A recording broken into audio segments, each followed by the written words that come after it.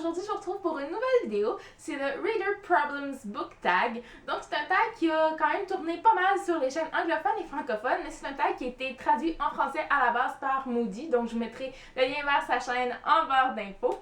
Donc, il y a quelques questions auxquelles je vais devoir répondre. Moi, je vais commencer tout de suite. Question 1. Tu as 20 000 livres dans ta pile. Comment décides-tu de ta prochaine lecture?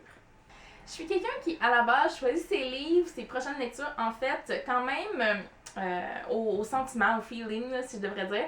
Et puis, c'est vraiment ça. Je regarde souvent ma bibliothèque, je m'assois devant ma bibliothèque et puis je regarde mes livres.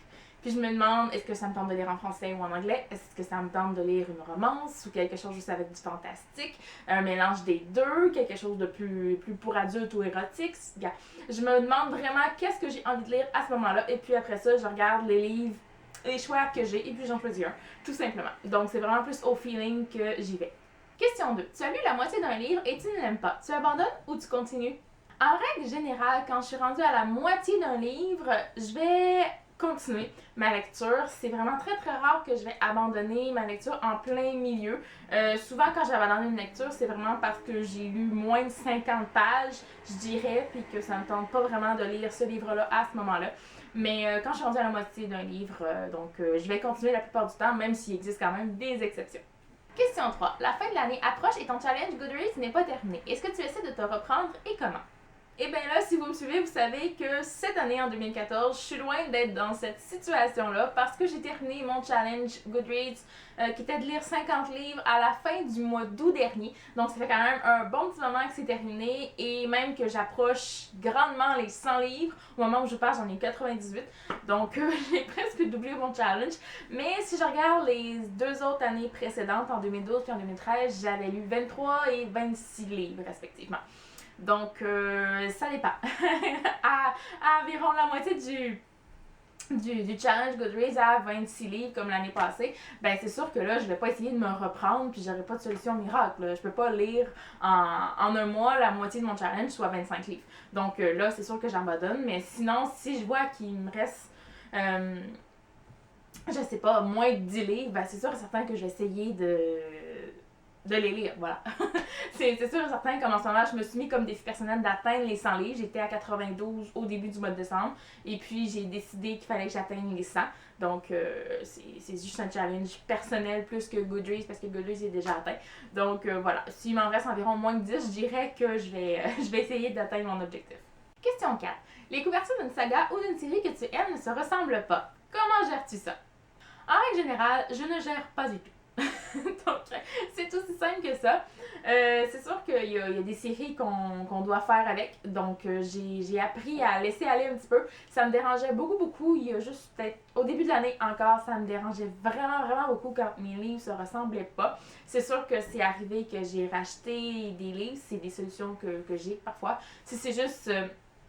un problème de format paperback ou hardback pour les livres en anglais, ben ça se peut que je les rachète. J'ai fait ça pour 2 ou 3 livres en ce moment. C'est pas mal ça. Mais sinon, c'est ça. Je ne gère pas. J'ai appris à laisser aller tout simplement. Et puis, une petite manière que j'ai aussi de ne pas me faire prendre, c'est souvent, j'achète pas le premier tome immédiatement quand il sort, à moins que ce soit une auteure comme Jennifer Armentrout quand même, que j'aime beaucoup. Donc, à moins que ce soit elle ou quelques autres auteurs, je vais souvent attendre avant d'acheter le premier tome ou même plusieurs tomes de la série pour voir si ils vont ensemble, s'il y a des rééditions ou quoi que ce soit. Donc, je me fais un petit peu moins prendre maintenant. Question 5. Tout le monde aime un livre que toi, tu n'aimes pas. À qui en parles-tu? Disons que j'ai pas vraiment un entourage avec lequel je peux parler de livres. J'ai pas vraiment d'amis qui lisent autant que moi. C'est sûr que souvent je vais en parler à ma mère parce que ma mère lit beaucoup. Donc pas la même chose que moi en général. Mais quand même, je peux aller me défouler si j'ai à me défouler avec elle. Sinon, ben c'est évidemment sur Internet. C'est sûr et certain que je vais trouver quelqu'un à quelque part qui n'a pas aimé le livre. Tout comme moi. Donc il y a toujours espoir, voilà. Question 6. Tu es en train de lire un livre en public et tu sens que tu vas pleurer. Qu'est-ce que tu fais? Je dirais que je suis pas quelqu'un qui va vraiment me laisser aller à ce point-là en public. C'est jamais arrivé que j'ai eu envie de pleurer en public. Pourtant, je lis beaucoup au travail en public, donc parce que je travaille dans le public un peu. Sinon, dans les transports en commun aussi, donc ça m'est jamais arrivé d'arriver à un moment en tant que tel où je vais pleurer. Souvent, je le sens venir, si je peux dire, et puis je vais refermer mon livre, puis je vais attendre. Des fois, c'est pas possible et puis j'ai pas le choix de lire le passage, mais je peux pas vraiment me laisser aller dans un endroit public, donc j'ai pas vraiment à gérer ce problème-là. La prochaine question est assez longue, donc je vais la lire. Question 7. La suite d'un livre que tu aimes vient de sortir, mais tu as oublié pas mal de choses. Qu'est-ce que tu fais? Tu relis le précédent, tu trouves un synopsis bien spoilant ou tu pleures de frustration? Eh bien, la solution à tout ça, c'est évidemment de trouver un synopsis bien spoilant.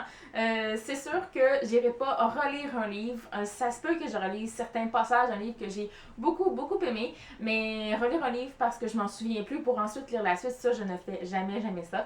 Donc, la solution, c'est vraiment d'aller sur Internet et de trouver quelqu'un sur Goodreads ou en vidéo aussi, ou sur un blog ou quoi que ce soit, qui va en parler dans son avis ou juste dans son résumé du livre. Donc, il y a des sites aussi qui existent exactement pour ça, pour ce petit problème-là.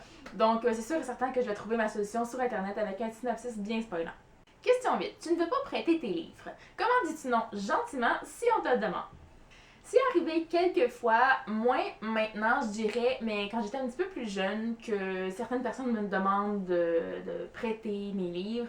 Et puis, j'ai jamais été agressive ou quoi que ce soit. Je dis tout simplement que je ne prête pas mes livres en règle générale, à moins que je fasse beaucoup confiance à la personne, parce que je suis quelqu'un qui fait vraiment très attention à mes livres, qui ont l'air neufs quand... même après que je les ai lus. Donc, je dis tout simplement à la personne la vérité, que je ne prête pas mes livres et c'est tout. J'ai pas à me justifier plus que ça. Donc, voilà. Question 9. Tu as choisi et reposé 5 livres le mois dernier. Comment gères-tu ta panne de lecture? En général, quand je suis dans un moment où j'arrive pas à choisir un livre ou quoi que ce soit, je me forcerai pas à choisir un livre en tant que tel. Une des solutions que j'ai trouvées et qui marche, c'est sûr que c'est de me changer les idées, de faire autre chose, de ne pas me forcer à lire, mais c'est surtout pour me redonner le goût à la lecture, c'est de regarder des vidéos sur YouTube, sur des chaînes qui parlent de livres et quoi que ce soit. Et puis, ça m'aide vraiment beaucoup, et voir la passion des autres personnes quand ils en parlent, mais ça me fait me rendre compte que, hey, moi aussi, j'ai envie de lire. Moi aussi, il faudrait que je prenne ce livre-là. Ah, ce livre-là, c'est vrai, je l'ai, ça me tente de lire, ou lui, ou... Bon, vous voyez, genre. Donc, vraiment, moi, la solution à ça, c'est vraiment de regarder des vidéos et lire aussi quelques fois des blogs. Mais c'est surtout regarder des vidéos pour voir la passion transparaître à l'écran. Donc, ça ranime ma propre passion à moi. Question 10. Il y a tellement de nouveaux livres que tu rêves d'acheter. Combien en achètes-tu réellement? Je dirais que pour vous donner un chiffre, j'achète peut-être environ 25% des livres qui me tentent vraiment au final. C'est sûr que j'en achetais peut-être plus avant ou moins, ou je sais pas. Mais c'est sûr que j'achetais plus des livres que j'étais pas certaine d'aimer ou quoi que ce soit. Des premiers tomes de séries qui sont encore dans ma palle. Mais aujourd'hui, ils sont encore dans ma palle plusieurs années plus tard. Mais maintenant, avec ma liseuse, j'ai plus vraiment ce problème-là, parce que quand il y a un livre que je suis pas certaine d'aimer, je vais tout simplement le prendre sur ma liseuse en e-book, et puis ça règle le problème. Je vais acheter maintenant seulement les livres que je suis certaine que je vais aimer, des auteurs que je connais. J'achète plus beaucoup de livres des auteurs que j'ai jamais lus encore. Donc, quand j'ai un doute, je le prends en e-book. Et puis, pour avoir ma réponse à savoir si je l'achète ou pas au final, ben, c'est tout simplement le temps qui va rester dans ma liseuse sans que je le lise. Il y a des livres que ça me tentait beaucoup de lire quand ils sont sortis, et puis finalement, des mois ou même un an plus tard, non, peut-être pas parce que ça fait pas un an que j'ai la liseuse, mais disons des mois plus tard, je les ai toujours pas lus, donc ça me donne un petit indice comme quoi ils seraient restés très longtemps dans ma palle. Voilà. Question 11. Après les avoir achetés, combien de temps reste-t-il dans ta palle avant que tu ne les lises? Ah ben là, sincèrement, ça peut varier beaucoup. Je peux acheter un livre et puis le lire tout de suite, comme il peut rester des années dans ma palle, comme c'est le cas pour certains livres que je sais que je ne lirai sûrement jamais. Donc, ça dépend toujours. Souvent, C'est le problème quand j'achète plusieurs livres en même temps, quand j'en achète 3 ou 4. Je vais en lire un et puis les autres, ben, ils vont attendre, ils vont rester dans ma pile parce que je vais déjà en avoir acheté une autre pile. Donc, je vais déjà être rendue dans ceux-là. Donc, c'est le problème souvent quand j'en achète plusieurs, j'en lis un et puis les autres restent dans ma pile. Donc, ça dépend à chaque fois à savoir s'ils vont rester longtemps ou pas. Et bien voilà, ce tag est maintenant terminé. J'espère que vous avez apprécié. Si vous voulez reprendre ce tag-là, je vous invite à le faire, bien évidemment. C'est un tag qui est quand même beaucoup tourné déjà, donc je taguerai pas personne en particulier, comme je ne tague jamais personne, en fait. Si vous avez envie de le reprendre, reprenez-le, et c'est aussi simple que ça. Et moi, en attendant la prochaine vidéo, je vous dis à la prochaine, et bonne lecture! We were on top of the world, when I was your girl, we were living so wild.